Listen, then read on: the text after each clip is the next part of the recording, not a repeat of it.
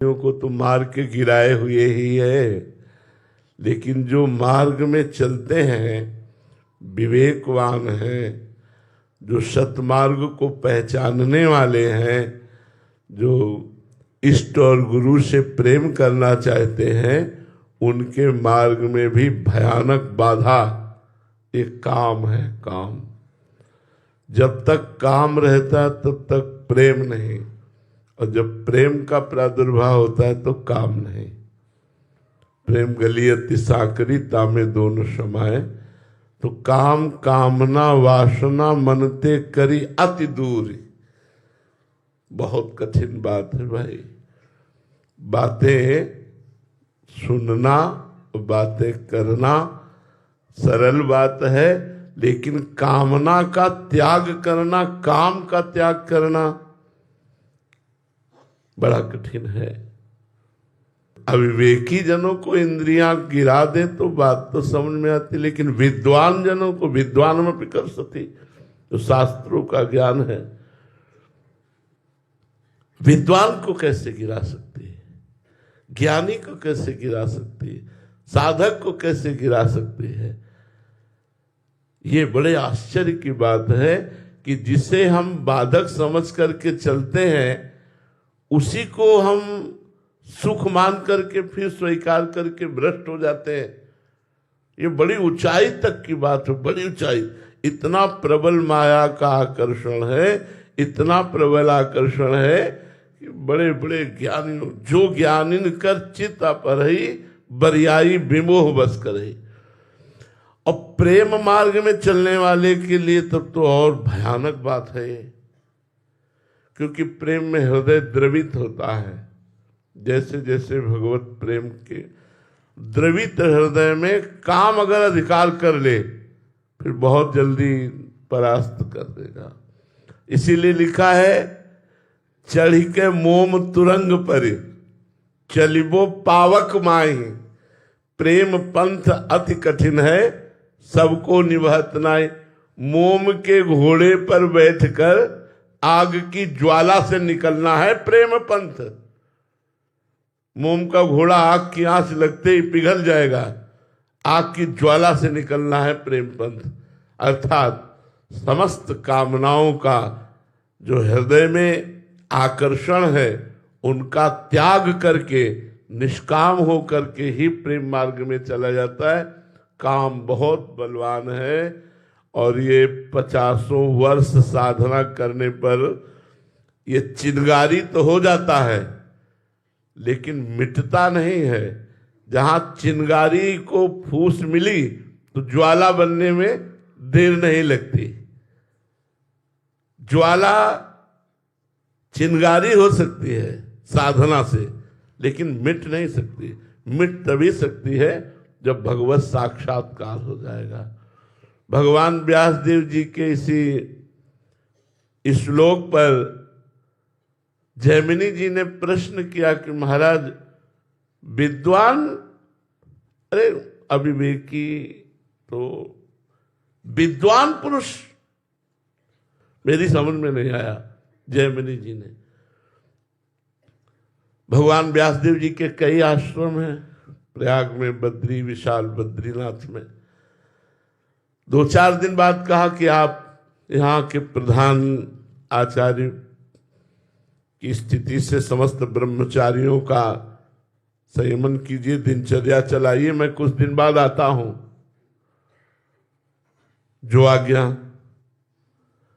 शाम का समय था, रिमझिम वर्षा हो रही थी। जैमिनी जी ब्रह्मचारियों जी के साथ सब गंगा स्नान करके संध्या वंदन आदि के लिए वापस लौट रहे थे। इतने में पायलों की आवाज आई, छम छम छम छम। बड़े सावधान ब्रह्मचारी, किसी ने भी आंख उठा के नहीं देखा, सामने आ गए। हमारी रक्षा कीजिए, मैं जंगल में भ्रमित हो गई हूं, किधर जाना है मुझे पता नहीं, रात्रि का समय आ रहा है, आप महात्मा लोग बड़े करुणा में हैं, आप मुझे रख लीजिए। जैमिनी जी ने कहा, गुरु जी है नहीं और यहाँ सब ब्रह्मचारियों का निवास है, इसलिए यहाँ माताओं बहनों का रात्रि में तो निषेध ही है, गुरु जी होते जैसी आज्ञा होती आपको। तो उनका हम शरणागत हैं, हम कहाँ जाएं, आपकी शरण में है। जैमिनी जी ने कहा तो ठीक है, एक कुटिया हम एकांत में आपको दे देते हैं, आज रात्रि निवास कीजिए और प्रातः होते ही आप अपने गंतव्य स्थान को चले जाइए। एक बात ध्यान रखना, अगर मैं भी आऊं और कहूं कि कुटिया खोलो तो मत खोलना, ठीक। अभी तक चरण देखे थे, श्याम चरण थे, उनके ऊपर नूपुर विराजमान थे। अब जब गए और गुरुदेव की वंदना करके जे भी ध्यानस्थ हुए तो वही श्याम चरण नूपुर सहित दिखाई दिए। उन्होंने विचार किया, जिसके चरण इतने सुंदर उसका रूप कितना सुंदर होगा और क्या नाम होगा। और इस जंगल में अचानक कैसे सामने कैसे आ गए, किस नगर से आए, कहां भूल कर दी मार्ग में, कुछ तो बात करनी चाहिए। और वो बार बार चित्तवृत्ति हटा रहे और भगवान में लगा रहे, लेकिन बार बार चित्तवृत्ति हट करके वहीं जा रही। आखिरकार हार गए, खड़े हुए और उस कुटिया में पहुंचे। झोपड़ी तो होती थी ऋषियों की, रच की थोड़ी दीवार, ऊपर से झोपड़ी या फूस की पूरी झोपड़ी या बहुत बहुत खपरेला, ऐसे ही ऋषियों के आश्रम होते थे। बांस की टटिया पर खपरेला पड़ा हुआ है, उस पर ऐसे रहते थे। आवाज लगाई, दरवाजा खोलिए। तो उनका कौन? बोले जैमिनी।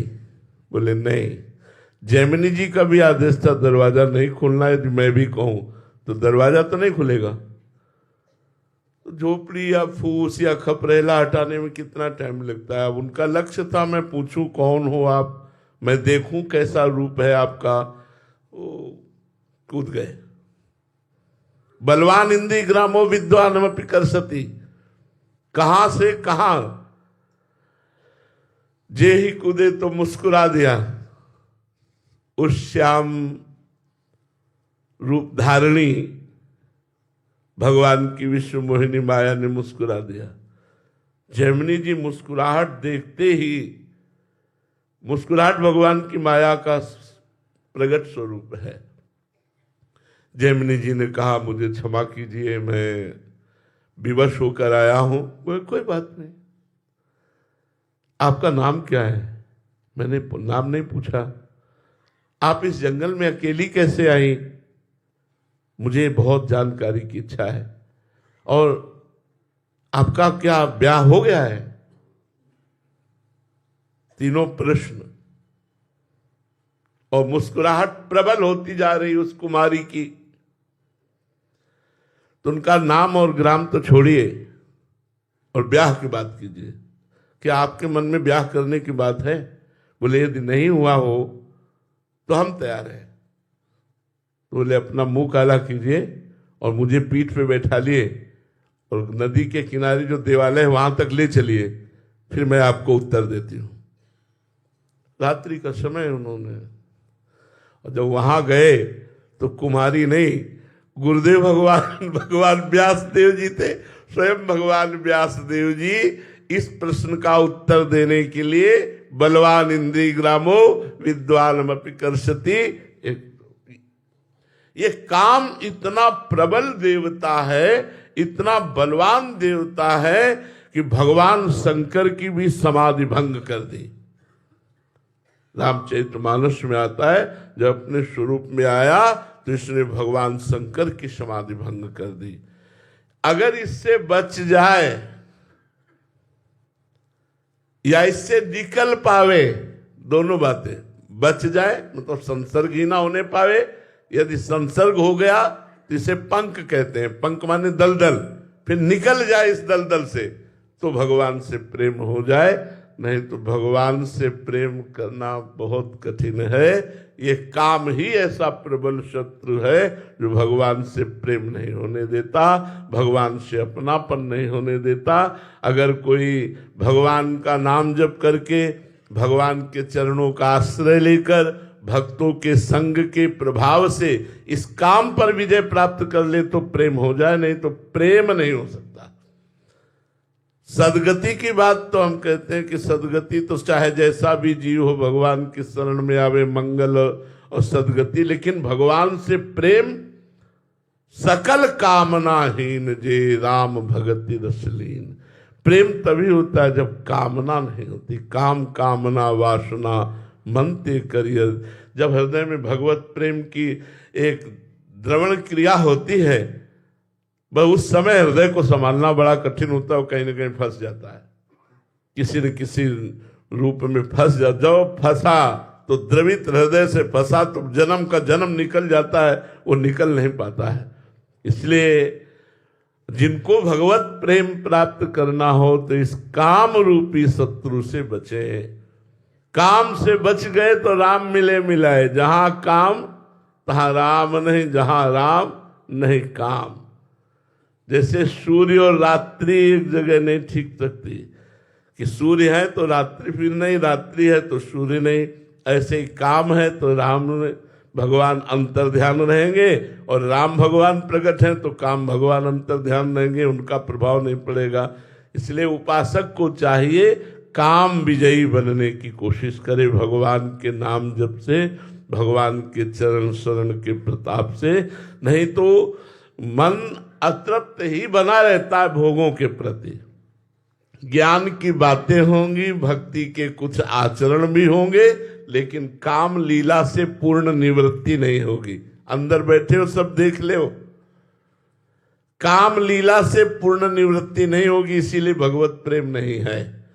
नहीं, सहज में भगवत प्रेम हो जाए यदि काम का त्याग हो जाए। बहुत कठिन है ये बात, बहुत कठिन है ये बात।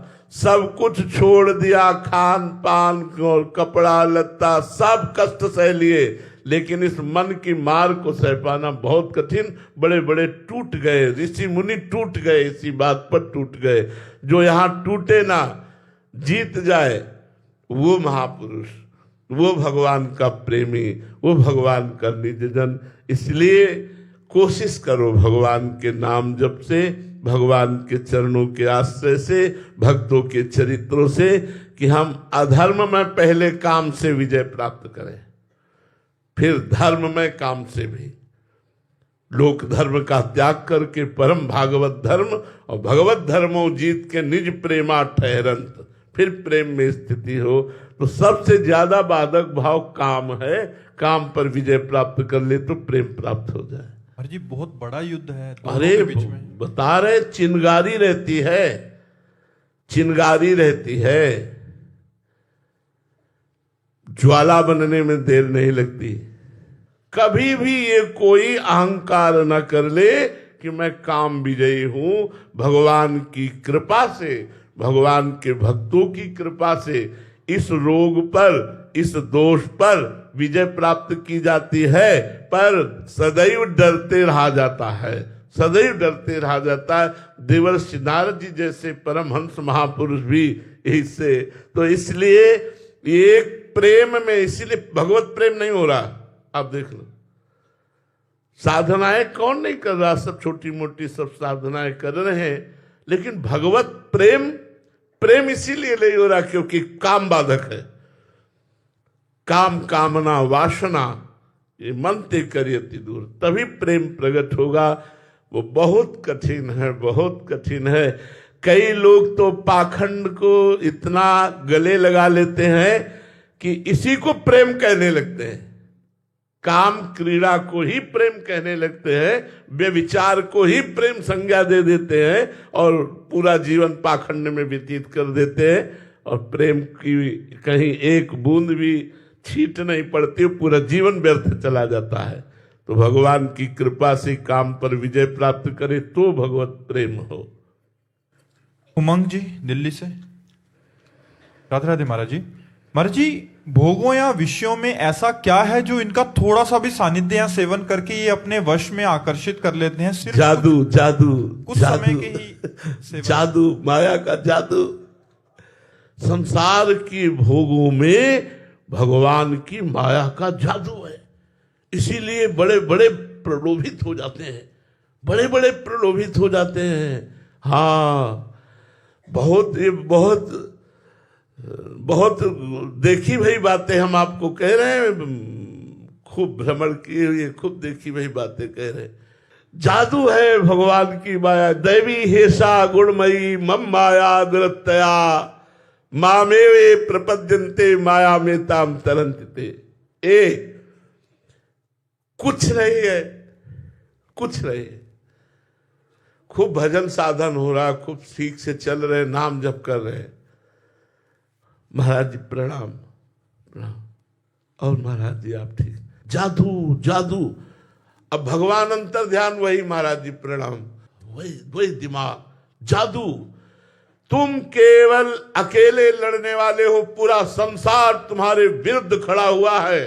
ऐ साधक, पूरे संसार को परास्त करना है, तब भगवत प्राप्ति होगी, तब प्रेम प्राप्त होगा। महाराज जी फिर कह रहे हैं कि बहुत बड़ा युद्ध है। अब इसीलिए तो बड़े योद्धा के पीछे बने रहो, तो आगे वो निपटाता रहेगा, पीछे रास्ता खाली मिलता चला जाएगा। इसीलिए संतों का संग किया जाता है।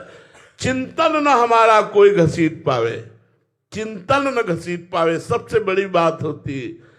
क्या है माया का कार्य? क्या है? चिंतन को घसीट करके समय व्यर्थ करवा देना। हमारा चिंतन न घसीट पावे। बहादुर वही साधना करने वाला साधक है जिसका चिंतन रुपया न घसीट पावे।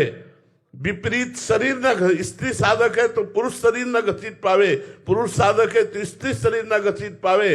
मान प्रतिष्ठा प्रणाम नमस्कार, ये कोई भगवत चिंतन न घसीट पावे, सो बहादुर। नहीं तो यही तो चिंतन घसीट करके इसी में तो लगाए हुए हैं। बहुत विचित्र माया, बहुत विचित्र भगवान की माया। हरि माया बलवंत भवानी, जाहि न मोह कवन अस ज्ञानी। ज्ञानी, अज्ञानी नहीं, ज्ञानी। जाहि न मोह कवन अस ज्ञानी। इसलिए बहुत सावधानी पूर्वक एक एक कदम गुरु कृपा के बल पर चला जाता है। खूब नाम जप करो, खूब भजन करो, तब इसमें जादू है। जादू, जादू का तमाशा है कुछ नहीं, है कुछ नहीं। खोदोगे तो सिर्फ कीचड़ ही निकलेगा, और ऊपर से दिखाई देता है। एक हार खो गया था किसी रानी का, तो राजा ने ऐलान कर दिया, जो हमारी रानी का ये प्रिय हार देगा खोज करके, उसे अपने समान राज्य प्रदान करूंगा। तो सब लोग खोजने के लिए निकले, तो एक नदी के किनारे लग गया, उसको हार दिखाई दिया जल में, कूद पड़ा, वहां कीचड़ मिला, फिर बाहर निकला, हार तो यही था, फिर कूद पड़ा, फिर कीचड़ मिला। सुबह से शाम होने जा रही थी, एक महात्मा निकले, राधे श्याम ये क्या कर रहा है? थोड़ी थोड़ी देर में कूदता है निकल जाता है, कूदता है निकलता, क्या है? तो उन्होंने देखा महात्मा मतलब निष्काम होते हैं, इनको कोई हार वार से मतलब तो है नहीं, अगर इनसे अपनी बात बता देंगे तो हमारा काम पूरा हो जाए। बोले महात्मा जी देखो वो हार है।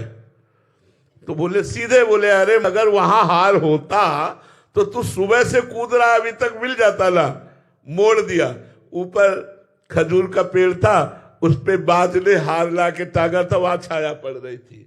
जिसे तुम सुख समझते हो सुख नहीं, ये सुख की छाया है, समझ पड़ती नहीं है मेरे गिरधर की माया है। पूरा जीवन निकल जाता है, ये आकर्षण वो आकर्षण वो आकर्षण, हाथ लगा कुछ नहीं।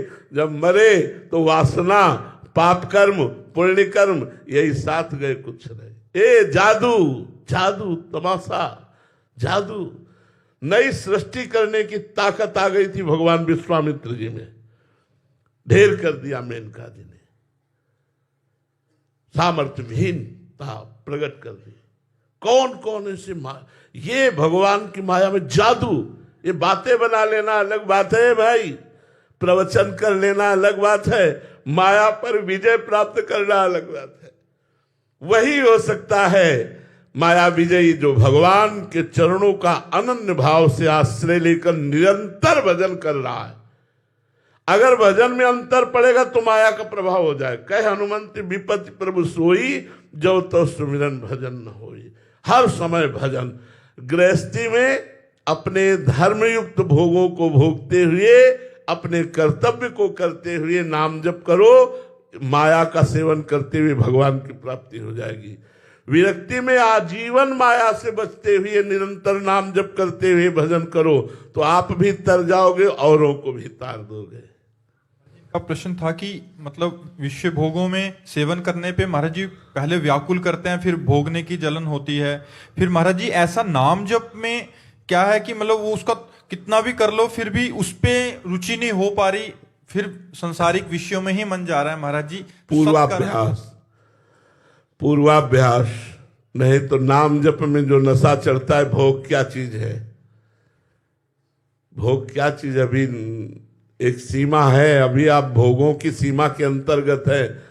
अभी नाम जप का स्वाद नहीं आया, अभी नाम जप के द्वारा सर्व पाप नष्ट नहीं हुए, अभी नाम जप वो सीमा पार नहीं की भोगों वाली सीमा नाम जप करते हुए पार कीजिए। फिर देखिए ब्रह्मा के भी भोग नहीं आकर्षित कर सकते, मर्त लोग के भोगों की तो बात जाने दो।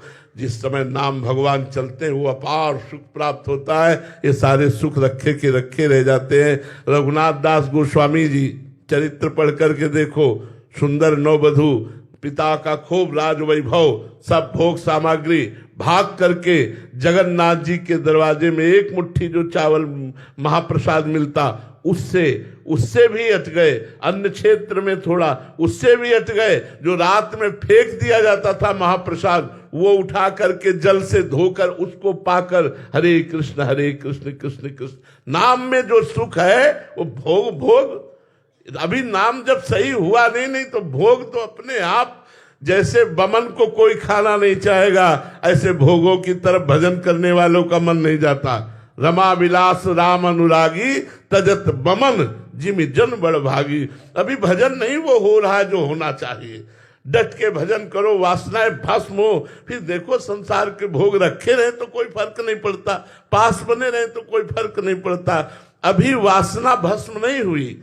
देखो लकड़ी पेड़ से हटाकर जब उसे कुछ दिन सुखाई जाती है और फिर आग में डाली जाती है तो सहज में जल जाती है। ऐसे विषयों से मन को हटाकर वैरागी बनाओ, कुछ दिन विषय मत दो, उसे सूखने दो और फिर नाम जप की आग लगाओ, अपने आप जल जाएगा। अब बार बार उसी पानी में डूबते रहो फिर आग दिखाते रहो तो बात क्या है? बार बार विषय भोगते रहते हैं हम और मन को चाहते हैं बैरागी बनाना, इसलिए नहीं बन पाता। थोड़े दिन इसे बैरागी रखो, कम से कम बिल्कुल विषय सेवन मत होने दो, सूखने दो इसे और फिर नाम जप करो। देखो भस्म हो जाता है कि नहीं वासनाएं। जो ही दुर्वासनाएं भस्म हुई, हृदय रो पड़ता है भगवान के लिए, मन एकांत के लिए भागने लगता है। वैसे इतने लोग बैठे, किन्हीं को तो अनुभव होगा। आप जब नाम जप नहीं करते थे तब आपकी स्थिति क्या थी, आज आप नाम जप कर रहे हैं तो आपकी स्थिति क्या है? जो अच्छा नाम जप कर रहे हैं उनका मन ये लगता है ना कभी कभी क्या सब छोड़ो, एकांत बैठो, केवल नाम जप करो, केवल नाम जप करो। ऐसा मन लगता है कि काश कभी भगवान हमको ऐसा भी समय दे कि हमसे कोई बोले ना, कोई देखे ना और मैं एकांत में खूब नाम जप करूं। अगर ऐसा नहीं होता तो अभी नाम जप का स्वाद नहीं आया। नाम जप करो फिर आप देखना ये भोग क्या आकर्षित कर सकते हैं। ये तो मायाकृत है। नाम तो सच्चिदानंद सुख प्रदान करने वाला है, पर एक सीमा है। कबड्डी की जैसे सीमा नहीं होती, उस पाला में गए तो अपनी सीमा में आने के लिए आपको दम नहीं टूटनी चाहिए। राधे श्याम राधे श्याम राधे श्याम राधे श्याम। काम क्रोध लोभ पकड़ेंगे, घसीट के अपने पाला पे ले आओ तो जीत जाओगे, अगर दम टूट गई तो आउट हो जाओगे।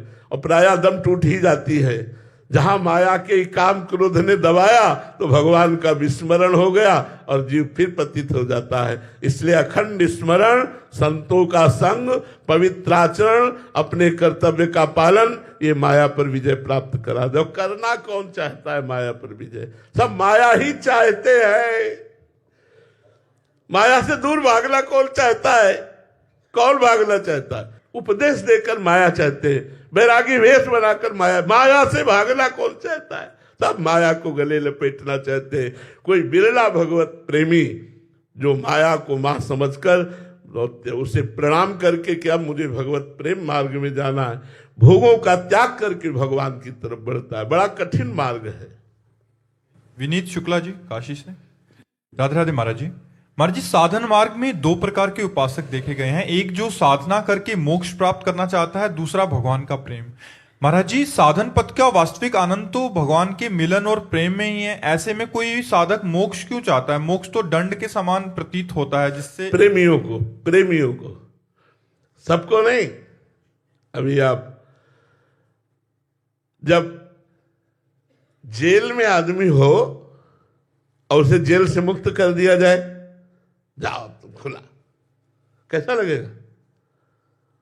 बाहर आकर के एकदम जब खुली हवा में ऐसे एकदम मस्त हो जाएगा कि नहीं?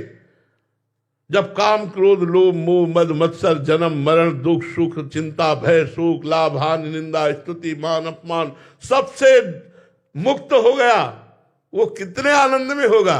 अखंड आनंद।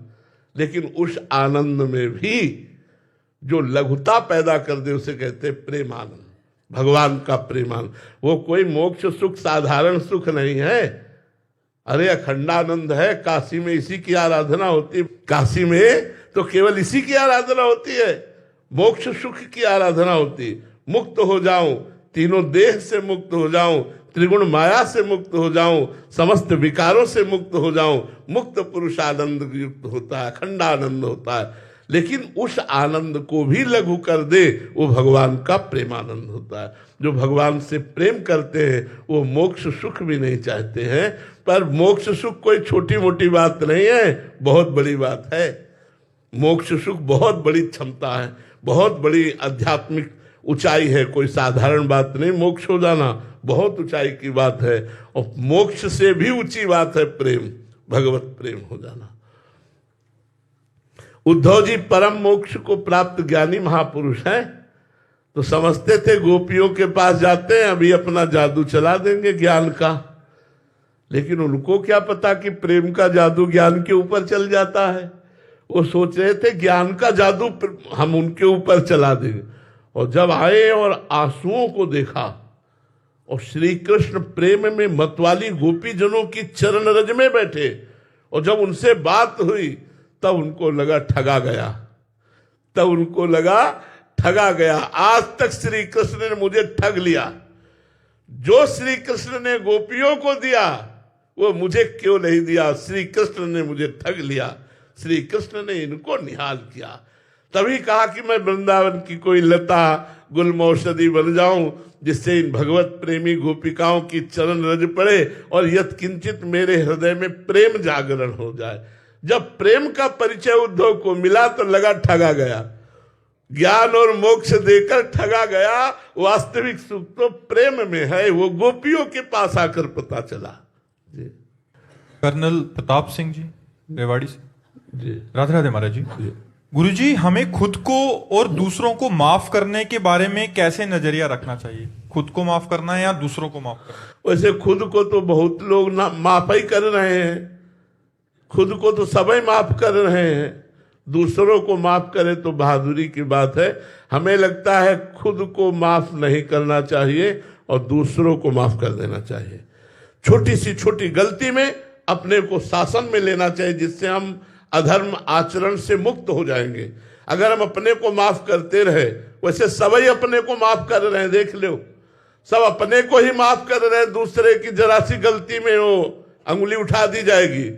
और अपनी ढेर सारी गलतियां हैं उनको चुपचाप गुप्त रख लिया, उनको माफ कर दिया, उनको क्षमा कर दिया। हमें लगता है परमार्थ का पथिक अपनी गलतियों को क्षमा नहीं करता, उसका प्रायश्चित करता है और दूसरों के बड़े से बड़े अपराध को क्षमा कर देता है।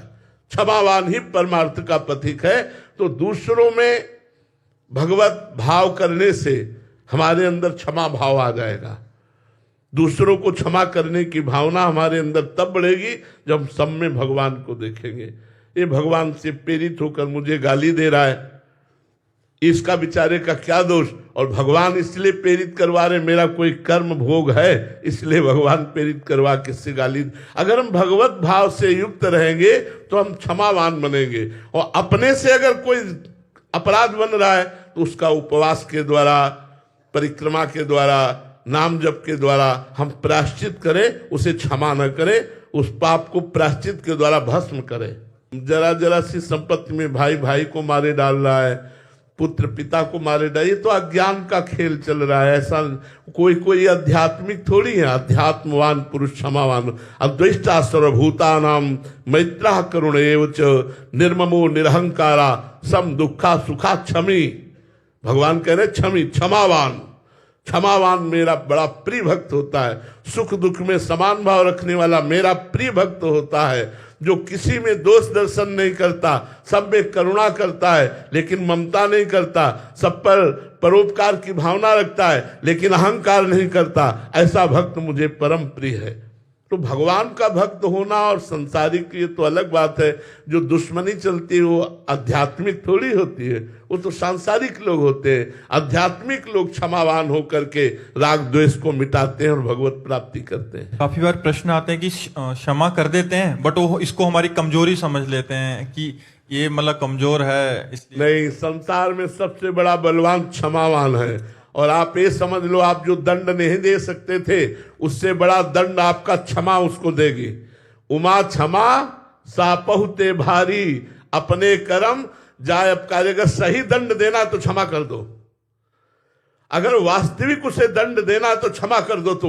तुम फिर देखना उसको जब सरकारी विभाग से दंड मिलेगा ना, भागवती विभाग से, तो उमा क्षमा सापहुते भारी। साप दे दिया तो नियत दंड मिलेगा और क्षमा कर दिया तो भरपूर दंड मिलेगा। उसे छोड़ दो, भगवान के ऊपर छोड़ दो, क्षमा कर दो। लेकिन हमारे ऊपर करे हम क्षमा कर देंगे, लेकिन हमारे धर्म के ऊपर, हमारे राष्ट्र के, इसलिए बोले कि हर जगह क्षमा ही नहीं काम करती, कहीं कहीं क्षमा बड़ी निंदनीय होती है। अब कोई किसी बहन बेटी को छेड़ रहा है, आप वहां से क्षमा करके चले जाओगे? कोई अत्याचार कर रहा है किसी गरीब पर, किसी निर्बल पर, आप वहां क्षमा करके चले जाओगे? नहीं, वहां चाहे हमें प्राण चले जाए हम वहां क्षमा नहीं करेंगे, उसकी रक्षा करेंगे। ये बात ध्यान रखनी। यूका जी इटली से, राधे राधे महाराज जी। महाराज जी, क्या संन्यास मार्ग मुक्ति के लिए आवश्यक है? देखो, चाहे पैंट शर्ट में रहो लेकिन अंदर से तो सन्यासी बनना ही पड़ेगा। अंदर से सन्यासी बनना पड़ेगा, बाहर से सन्यासी बनो चाहे ना बनो। मोक्ष मार्ग का अवलंबन करने के लिए समस्त कामनाओं का, समस्त विकारों का त्याग करना ही पड़ेगा, तभी तो मोक्ष पद को प्राप्त होगे। आप पैंट शर्ट में रहो लेकिन आपको सन्यासियों के लक्षण धारण करने पड़ेंगे। वेश प्रधान नहीं है मोक्ष प्राप्ति के लिए, वेश प्रधान नहीं, उद्देश्य प्रधान है। अगर आपका उद्देश्य ठीक है तो आप पैंट कोट में भी महात्मा हैं, आप पैजामा कुर्ता में भी संत हैं। और उद्देश्य ठीक नहीं है तो संत वेश में भी आप गड़बड़ है। संत वेश में भी, वेशधारी हरि के उर साले, तो सन्यास तो लेना ही पड़ेगा। वो मन से सन्यास लेना पड़ेगा। तन को भले सन्यासी न बनाओ, तन को पैंट शर्ट जैकेट ऐसे रखो, लेकिन मन को वैरागी बना दो, मन को सन्यासी बना दो। ये तो बनाना ही पड़ेगा, बिना इसके बनाए मोक्ष सुख नहीं प्राप्त होगा। तन पर विशेष कोई बात नहीं, ये आचार्य कृपा से, गुरु कृपा से हम लोगों के मार्ग हैं जो गुरुजनों ने दिए, उनको धारण किए हैं। लेकिन मोक्ष के लिए मन का सन्यासी होना अत्यंत अनिवार्य है। अगर मन सन्यासी नहीं है तो मोक्ष सुख प्राप्त नहीं हो सकता। समझ पाए आप? तन का चाहे जहां रखो, किसान बना के रखो, नौकरी में रखो, व्यापार में रखो, काले कपड़े पहनो, पीले पहनो, नीले पहनो, लाल पहनो, ये हम लोगों के आचार्य परंपरा के मिले हुए हैं, गुरुजनों के द्वारा दिए हुए वस्त्र हैं। हम कोई मनमानी नहीं पहने, ये जैसे अपने लोग पहने, अपने आचार्य और गुरुजनों के द्वारा दिए हुए पहने। पर मोक्ष प्राप्त करने के लिए मन का सन्यासी होना अत्यंत अनिवार्य है। वेश सन्यास का ना हो तो भी मोक्ष की प्राप्ति हो जाएगी। अगर वेश सन्यास का है और मन रागी है तो मोक्ष नहीं होगा। सारे विषय भोगते हुए भगवत प्राप्ति हो जाए, ऐसा संभव है? ऐसा संभव है। धर्मयुक्त विषय भोगते हुए हो जाएगा। धर्मयुक्त, शास्त्र की आज्ञा का पालन करते हुए धर्मयुक्त विषय भोगते हुए भगवत प्राप्ति हो जाएगी। जैसे गृहस्थी में है, पहली बात जो धन है उसमें प्रधानता धर्म की होनी चाहिए। लोग धन कमाने के लिए, हम धर्म के लिए धन कमाएं और धर्म से युक्त होकर धन कमाएं, क्योंकि हमारे परिवार का पोषण, हमारे समाज का पोषण ये हमारा धर्म है। इसलिए हम धन कमाए, धर्म से धन और धन से धर्म की पूर्ति के लिए। अब हमारी अंदर काम वृत्ति है तो केवल अपनी पत्नी में, वो भी 1 महीने में एक